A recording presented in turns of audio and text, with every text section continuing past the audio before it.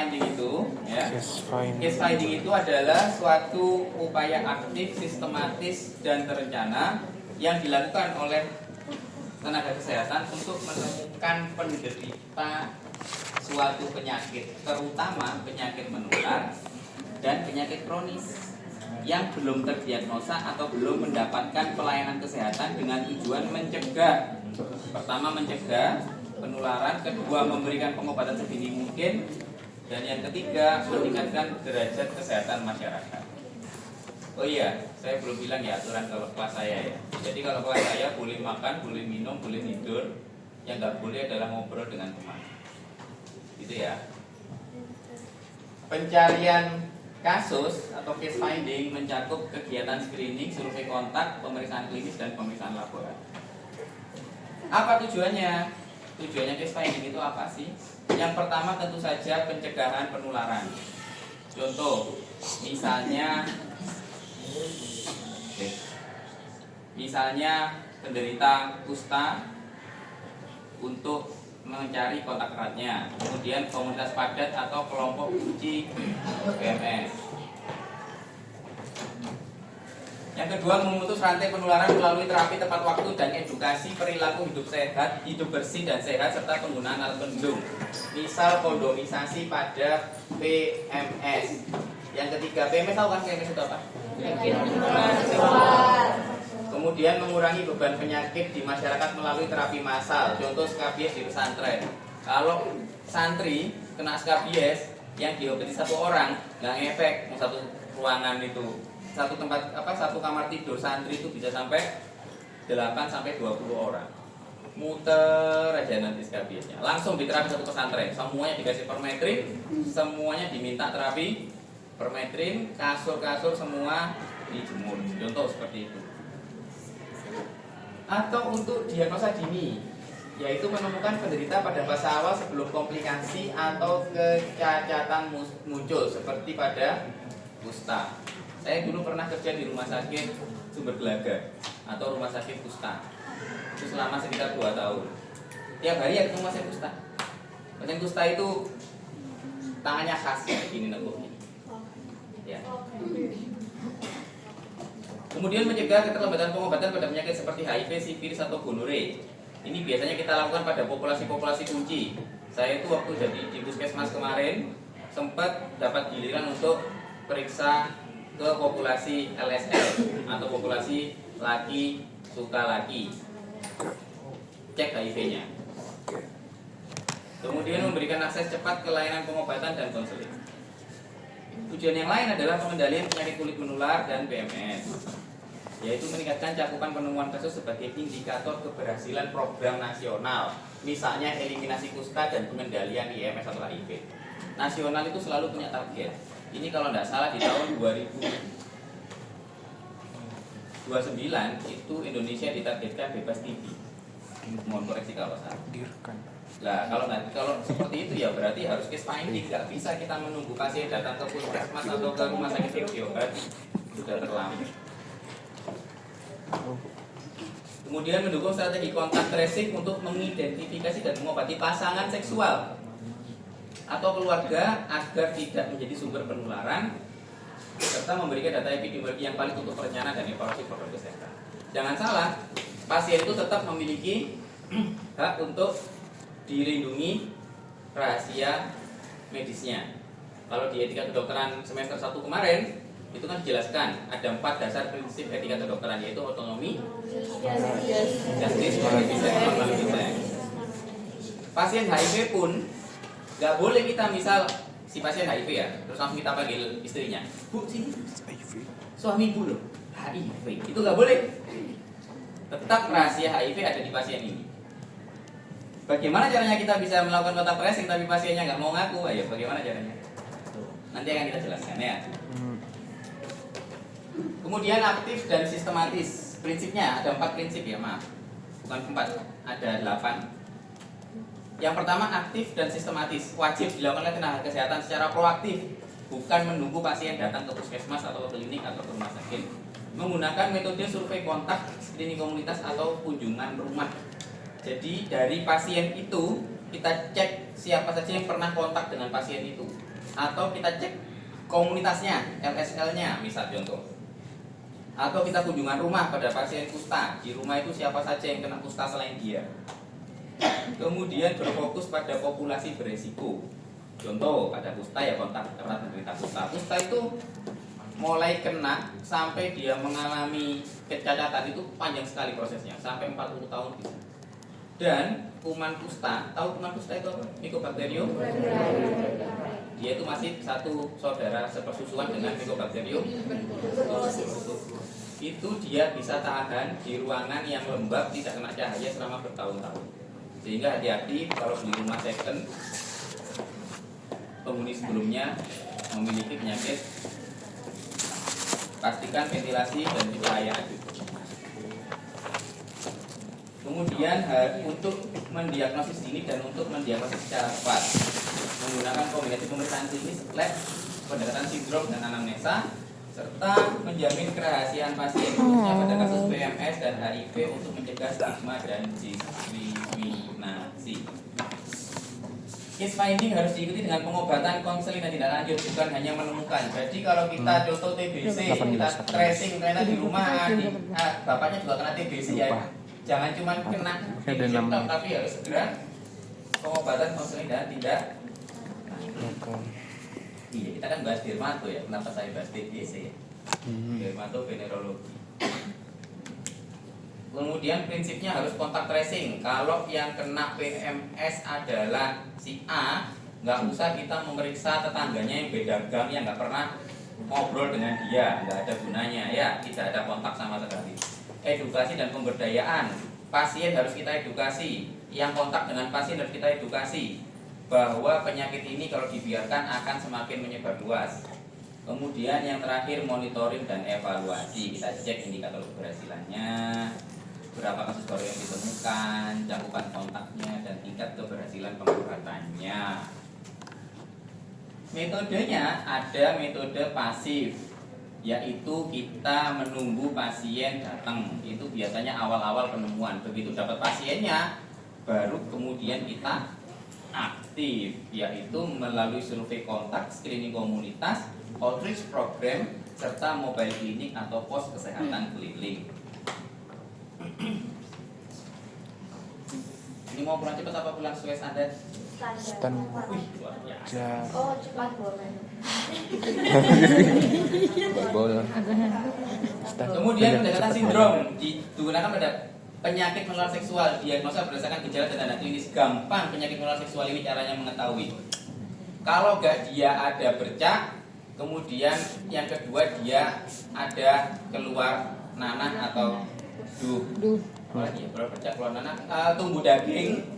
Kemudian yang terakhir, ya pokoknya 4 jenis kok, aku agak lupa ingat. Keluar cairan uretra atau ulkus atau nyeri panggul, sudah wis. Keunggulannya cepat, tidak selalu membutuhkan laboratorium. Pokoknya dok, saya kalau pipis itu perih banget, terus seperti ada nanah berwarna putih. Ya wis, itu gampang, itu jelas. Jelas.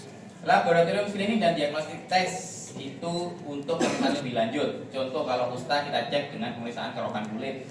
Kalau sifilis pakai VDRL dan TPH. Sekarang Indonesia sedang berjuang melenyapkan 3 penyakit yang diturunkan dari ibu ke anak, yaitu apa saja?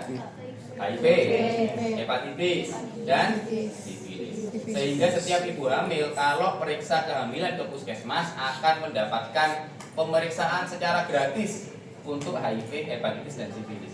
Puskesmas se-Indonesia. Jadi kalau nanti panjenengan hamil jangan lupa periksa ke puskesmas. Syukur-syukur sebelum hamil ya, ketika mau nikah cek masing-masing, baik suami maupun istri cek HIV, hepatitis, sifilis, biar tahu dari awal kondisi kesehatan calon pasangan. Kusta, sifilis pakai VDR dan TPHA, HIV rapid test atau pakai ELISA, kemudian infeksi jamur pada kulit pemeriksaan KUH. Kemudian khusus untuk HIV dan PMS ada namanya VCT dan PITC. VCT ini sukarela, jadi ada pasien gak ono angin, gak ono hujan, tiba-tiba dok saya mau dok cek HIV saya, itu namanya VCT. Kalau PITC itu inisiatif dari kita. Contoh pada pasien TBC, kita edukasi, Pak, sampean kan kena TBC, mau nggak kita tes tambahan, yaitu tes HIV? Mau dok, ayo. Atau ibu hamil, ibu kan hamil, ibu nggak kepingin tahu punya HIV apa enggak, atau punya sifilis apa enggak. Loh kenapa dok kayak gitu? Ya karena nanti tular ke anaknya. Ibu hamil itu nyawanya nomor 2 kalau bagi ibunya. Kalau bagi kita, bagi tenaga kesehatan, ibu hamil itu nomor 1. Anaknya namanya nomor 2. Karena kalau sampai anaknya mati, ibunya bisa hamil lagi.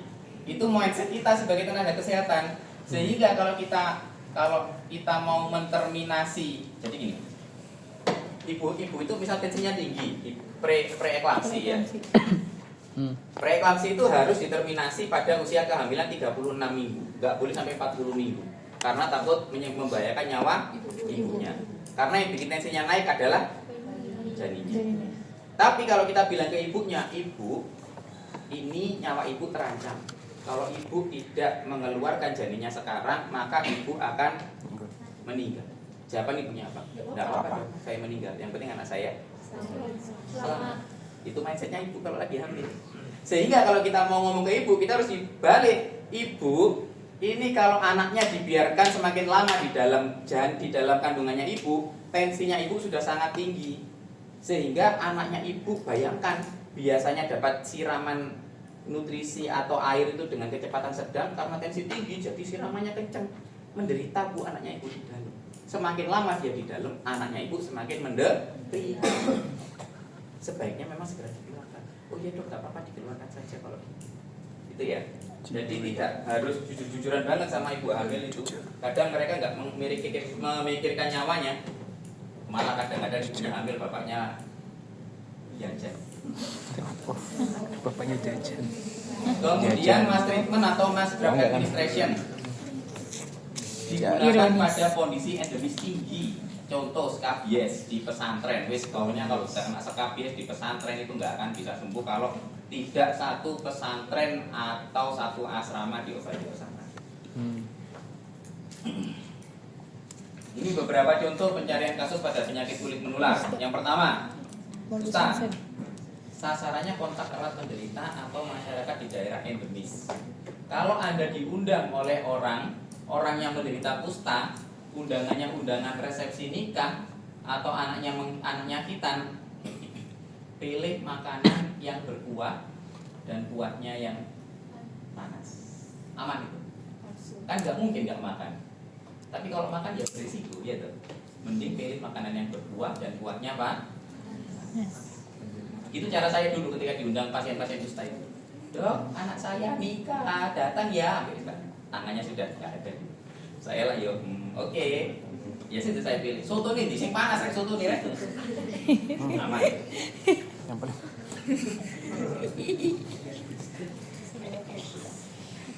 Kusta itu diawali dengan lesi di kulit, tidak nyeri tapi baal, tidak terasa lesinya. Lama-lama lesi itu jika dibiarkan maka akan terjadi kekakuan otot, kemudian kehilangan anggota tubuh.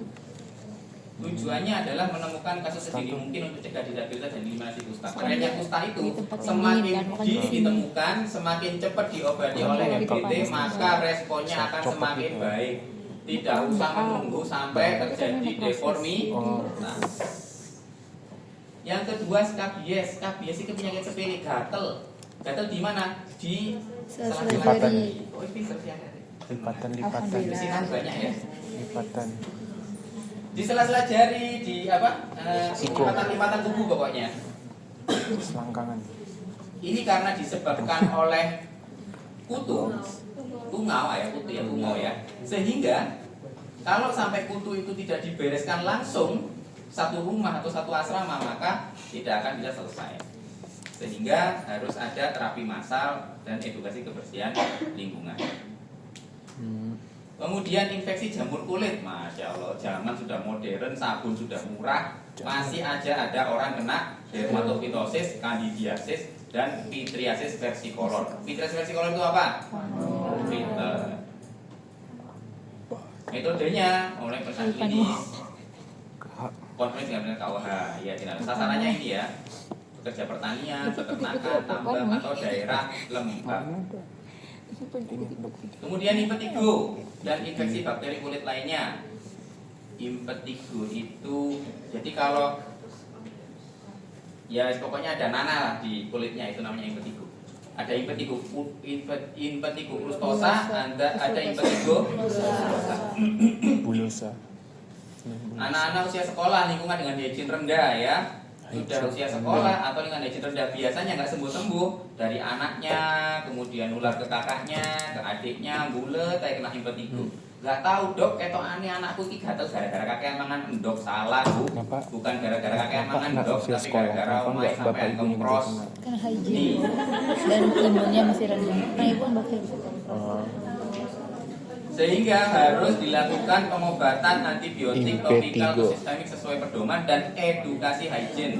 Satu keluarga diterapi semua yang kena impetigo serta perubahan pola hidup, pola asuh di keluarganya. Pencahayaan, kebersihan, ventilasi itu penting diperbaiki. Herpes simplex dan varicella zoster. Varicella zoster itu cangkrang itu loh. Tahu cangkrang? Cangkrang. Cangkrang. Cakar apa? Cangkrang. Varicella zoster itu menular bahkan sebelum Jauh. muncul, Cangkrang. dan ketika sudah kering itu masih menular dia. Kabar baiknya adalah dia bisa sembuh sendiri kalau imunitasnya bagus. Kabar baik kedua adalah biasanya cuma sekali terkena. Nggak mungkin kena 2 kali. Kalau kena 2 kali berarti ada gangguan sistem imun. Metodenya pemeriksaan klinis, anamnesa kontak ya. Satu keluarga harus diobati biar tidak saling tular menular. Termasuk herpes juga ya. Contoh materi ini. Kalau IMS, infeksi menular seksual secara spesifiknya adalah konseling dan edukasi pasien dan pasangan. Memberi pemahaman tentang pencegahan, kepatuhan pengobatan, dan mengurangi stigma. Kita beri pemahaman dulu kepada pasiennya bahwa jika Anda menyayangi pasangan Anda harus terbuka pada dia. Karena kalau Anda tidak terbuka, pasangan Anda tertular, bagaimana nasib panjenengan berdua ke depan? Bagaimana nasib anak-anak ke depan? Kalau Anda terbuka, maka penyakit ini tidak bisa berhenti sampai sini. Saya nggak mau dok, saya malu sama istri saya.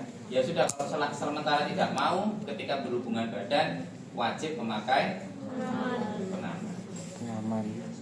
sampai dia sadar. Disadarkan terus. Begitu dia mau, ya dok saya nggak apa-apa, istri saya tahu nggak apa-apa, kita panggil istrinya, kita jelaskan. Partner notification dan partner management melibatkan pasangan seksual untuk diperiksa dan diobati. Jadi begitu dia sudah terbuka, maka setiap kontrol, setiap pengobatan wajib membawa pasangan seksualnya. Tidak selalu berbeda gender, ini bisa satu gender. Bahkan saya pernah di komunitas LSL itu ada seseorang yang memilih selingkuh dengan pasangan yang sama-sama laki-lakinya hanya karena goyangan dan jepitan istrinya kurang mantap. Boys, What the hell?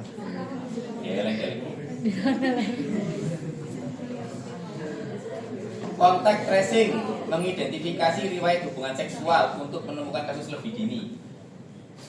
Bapak pernah berhubungan badan dengan ibu, pernah berhubungan badan dengan siapa saja? Dengan suami saja dok. Yakin dok, sumpah saya itu gak pernah ngapa-ngapain suami saya dok. Suaminya panggil. Bapak pernah berhubungan badan dengan siapa? Dengan istri saya saja, nggak mungkin. Yang benar bahwa kita kasih persuasi yang lebih dalam. Iya dok, kalau pas istri saya lagi mens itu saya suka jajan. Nah, ya. Awas jago. Jajan di mana? Di sini. Nah, ya. Berarti kita harus segera melakukan tracing untuk komunitas. Biasanya di kelompok komunitas itu dilakukan pemeriksaan lebih dalam dan intervensi lebih lanjut. Integrasi dengan program kesehatan reproduksi atau HIV/AIDS biasanya IMS sering berhubungan dengan masalah reproduksi dan HIV sehingga deteksi dapat dilakukan bersamaan. Kena IMS cek HIV, kena HIV cek IMS. Kemudian pendekatan sindrom di layanan primer. Begitu ada gejala, langsung kita lakukan penanganan tanpa menunggu hasil lab. Khas pokoknya kekencing nanah langsung tembak pakai antibiotik. Bosan nunggu hasil lab.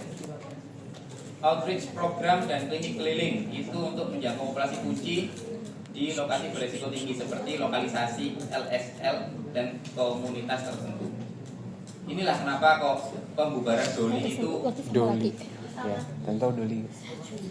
bukan. Halo, Doli. oke, coba ngomong. Pembubaran Doli itu antara iya dan tidak iya. Geng dulu. Iyanya adalah kita niatnya secara agama membubarkan prostitusi. Prostitusi ya. Tidak iyanya adalah sebelumnya terkumpul dan mudah diperiksa Jadi dan mau mudah mencari. diberi obat kalau sampai dia Oh, sekarang mencari. terkena. Sekarang nyebar pakai Betul. aplikasi hijau. Repot. Hijau. Gojek. Aplikasi Oke. Lain. Apa Gojek? ya, nggak tahu sih. Gojek bener. Tantangannya apa? Takut. Tentunya Tentu Gojek. Tentunya tantangannya yang pertama adalah adanya stigma dan diskriminasi. Pasien kalau sudah kena IMS itu biasanya malu dan enggan memeriksakan diri. Takut untuk diketahui oleh keluarga, apalagi kita Gampang. sebagai nakes kadang-kadang pasien yang kena IMS itu tiba-tiba tombol di. Loh, Gak bang. Neng Sri, lara apa Neng? Bingung kan? Coba nih sih. Takut. Kemudian yang kedua, gejalanya tidak spesifik atau asimptomatis. Contoh, kusta, kayak panu kan ya, dianggap kayak panu ya udah dibiarin karena tidak spesifik. Tidak Begitu spesifik. sudah ada deformitas, barulah Aduh. dia sadar bahwa dia terkena. Kusta. Kusta. Mau Atau Bisa. akses ke layanan kesehatan terbatas itu pada daerah-daerah di luar Jawa biasanya jauh dari akses sehingga dia mau periksa itu susah.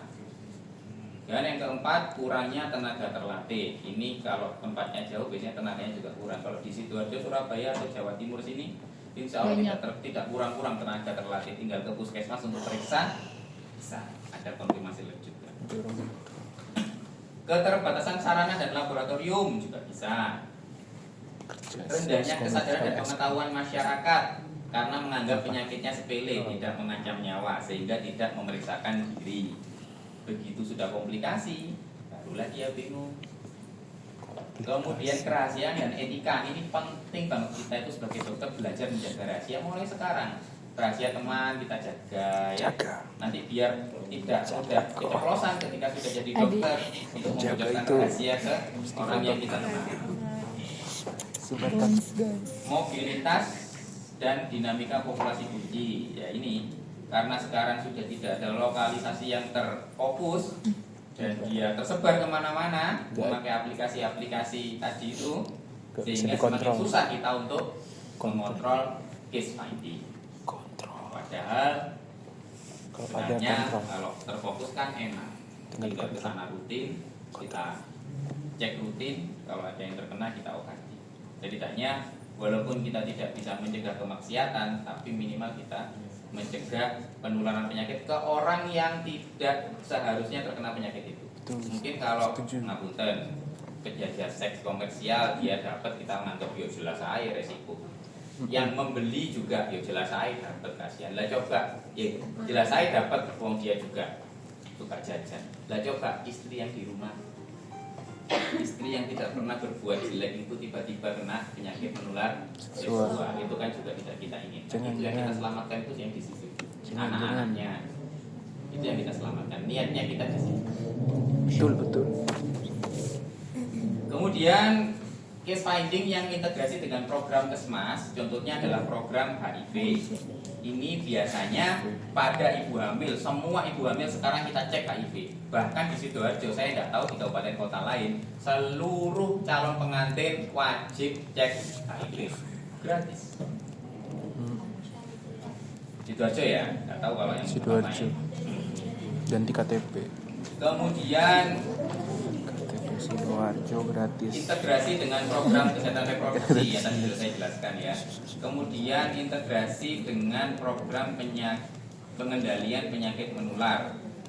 Bisa digabung dengan survei rumah tangga atau posyandu. Jadi sekalian survei, sekalian dicek data. Kemudian program promkes dan pemberdayaan masyarakat berupa edukasi perilaku hidup bersih dan sehat untuk pencegahan skabies, jamur dan IMS. hidup bersih dan sehat itu ya dari rumahnya. Kita tahu teori HL Bloom, dari 100% penyebab orang sakit itu 40% disebabkan karena lingkungan, 30% disebabkan karena Kelak. pola hidup, hidup 20% disebabkan karena terbatasnya akses pelayanan kesehatan, dan 10% disebabkan karena genetik. Oke. Sehingga dengan PHBS setidaknya lingkungannya sehat 40%, gaya hidupnya juga sehat 30%. Orang itu sudah punya potensi 70% sehat. Ditambah lagi kalau puskesmasnya dekat, bidannya rutin kontrol, maka 20% juga terjangkau, 90% dia sehat. Tinggal 10% ini. Ini garisnya ilahi. Kalau bapak ibunya punya riwayat diabetes, biasanya anaknya mudah terkena Terus genetik. itu namanya 10% karena genetik. Layanan primer, integrasi case finding melalui layanan rutin seperti pemeriksaan remaja, konseling kesehatan seksual, screening IMS, dan sebagainya. Simpulan, case finding sangat penting untuk deteksi dini penyakit kulit menular dan IMS, sehingga pengobatan dapat segera diberikan, rantai penularan terputus, komplikasi dan kejahatan dapat dicegah. Strategi pencarian kasusnya meliputi pendekatan sindrom atau pemeriksaan laboratorium, atau konseling dan edukasi, atau kontak tracing, atau partner management, serta integrasi dengan program kesehatan lain. Tantangannya terutamanya adalah adanya stigma, keterbatasan akses layanan, keterbatasan tenaga, dan gejala yang tidak spesifik, serta masalah etika kerahasiaan pasien, sehingga perlu integrasi lintas program promosi kesehatan dan pemberdayaan masyarakat. Selesai? Alhamdulillah. Ada pertanyaan? Baterainya habis. Ah, Baterai. udah mau habis. Udah. Takutnya masih perlu. Kenapa aja tuh? Gimana caranya baterainya? Tolong kita. Jas, do. Itu do. Mau di sini nggak? Sesuai sih. Tak ada. Sampai. Tak sampai lah. Kayaknya di situ bisa. Kenapa kayak itu type siapa? Oh, dokter. Oh, Yang tadinya kesini iya maksudnya. Atau ya, tunggu. Tahu. Cabut aja deh. Bentar. Tadinya di sini. Do. Cabutin yang aku yang hitam. Ya. Jadi gitu ya, adik-adik sekalian, bahwa yang namanya karena saya diperintahkan untuk menjelaskan tentang case finding, sehingga saya tidak seberapa menjelaskan detail terkait dengan patofisiologi penyakit. Saya menjelaskan terkait case findingnya. Kenapa kok harus ada case finding? Terutama pada penyakit-penyakit yang kalau dibiarkan akan menularkan kemana-mana. Tadi yang kita bahas ada apa saja? Yang pertama penyakit kulit, yang kedua penyakit IMS, yang ketiga dan yang paling utama adalah penyakit HIV. Ya. Sudah, kalau ada pertanyaan monggo. Kalau tidak ada selesai. Belajar dari slide ini saja, insya Allah soalnya nggak jauh-jauh dari. Itu yang kulit ya ingat? Harus rujukan. Hah? Harus rujukan. Iya, kan itu dia materinya itu home Iya. homeschooling. Iya, home udah dibahas. Tadi dibahas kan udah aku shoyat. Home call, referral call. Enggak. Kalau misalkan di case finding itu kan nggak setiap kali kita berusaha mencari itu kayak diterima dengan orang itu bagaimana sikap kita sebagai